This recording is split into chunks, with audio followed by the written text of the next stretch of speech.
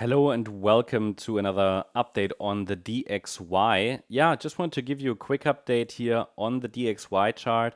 The price is now entering the resistance area. I don't think structurally anything has changed. So if you watched previous analysis here of the DXY, then you know that we are probably in the very, very, very late stages. That's my view of this correction. So like, I mean, 95%, 99%, something is done of this correction, which started, I zoom out a little bit, which actually started in 2023 here. No, 2022 already. Crazy how time is running. I remember when I started to track this downturn back in 2022, I thought it was 23, but it's already, wow, time is running. Well, yeah, 2022 decline started. There was a 5-wave move down. There was a top of wave A3.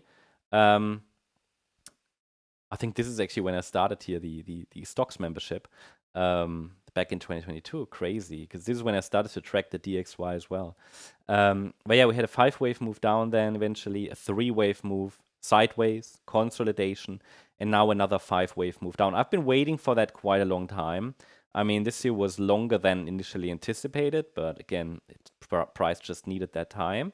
And we're now in this kind of mid $90 region that I always highlighted as kind of target zone.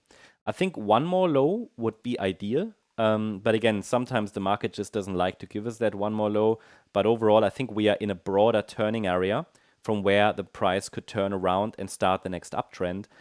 In the very short term, though, I think one more low would be ideal. At least I am going to watch for one more low.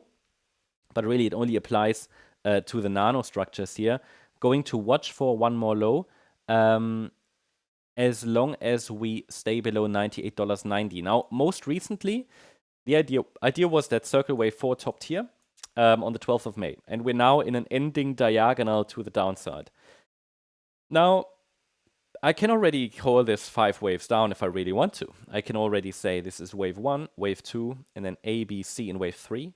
4, 5. I could say that. That's 5 waves in a diagonal. It also reached here a target zone between 96.49 to 94.72. However, I think it counts best as only 3 waves down with one more low to come.